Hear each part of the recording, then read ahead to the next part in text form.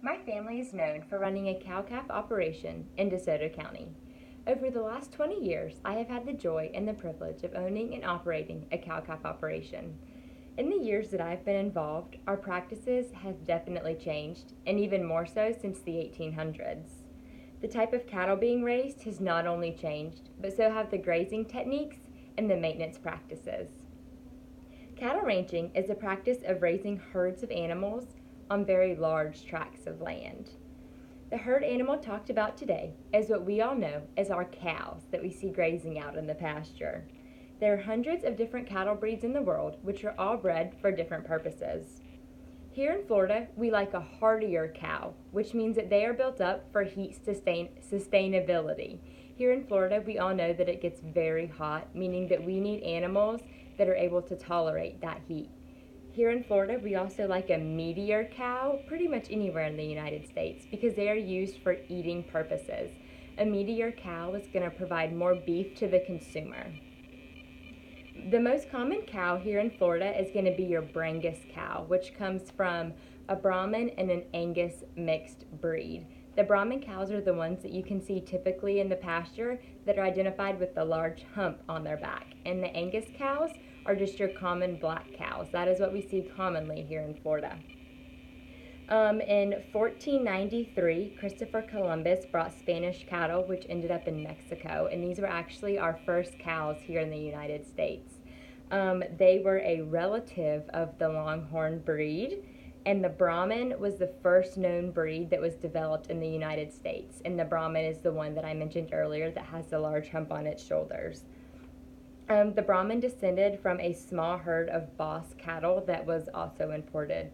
So here in the United States, we have gone from the very first Spanish cattle that were imported to our very own breed that we have designed and modified to be perfect for exactly the needs that we need here in the United States and particularly in Florida. Another way that cattle raising has changed is that in the 1800s, people didn't own individual pieces of property. The land was actually government owned, and this is what was known as the open range. So often there was no fences to be found on the open range, and this is why branding cattle was also really important. They used what was most commonly known as the cattle drive, which was a large effort, a group effort to move cattle to a new location. We don't really use that anymore nowadays. We have our fences, we all own our own property. So it's a lot easier when we're gathering cattle for purposes anywhere from medical purposes to vet purposes to just checking our herd. It's much easier to gather them. We don't have to make such a large effort as they did back in the early 1900s when there was no fences. We can at least keep our cattle separated nowadays. It used to take them years to move cattle by horseback.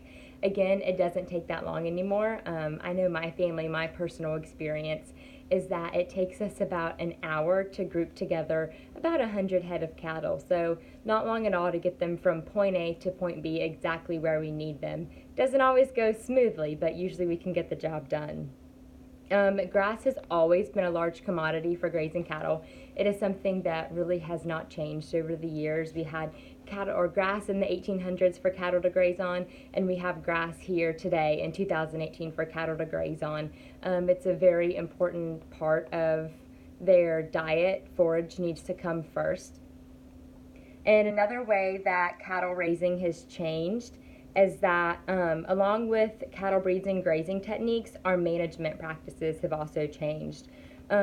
One example is that ranchers years and years ago used to use an arsenic solution to dip cattle in for diseases, and that would never happen today. The consumer, one, is not okay with that, and two, we have so many other laws and regulations that we have to follow with our cattle that is not an acceptable source for treatment nowadays. Medicine back in the day in the 1800s was not a plentiful source of medicine. So that is why they use the arsenic pretty much across the board for everything. Nowadays we have our safeguard to deworm our cattle to keep the worms out of their stomach.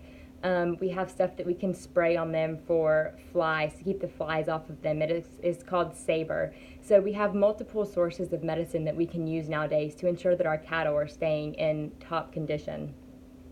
Back then, cows that were weak were killed from the herd, so they didn't drag the rest of the herd down. Nowadays, we have practices in place that we can usually fix those cows and mend them up back to where they're in good health standing, and we can ship them off for production purposes. Cattle are also checked a lot more frequently due to the amount of I guess you could say technology we have nowadays, but even it comes down to the fences and having the own property that we have nowadays, we can check our cattle more frequently. We can really get around to them more. So yeah, over the last 20 years, I've had the opportunity to really own and operate a cow-calf operation, and practices have changed from breeds, grazing purposes, and really how we maintain the health of our herd through maintenance practices. Thank you.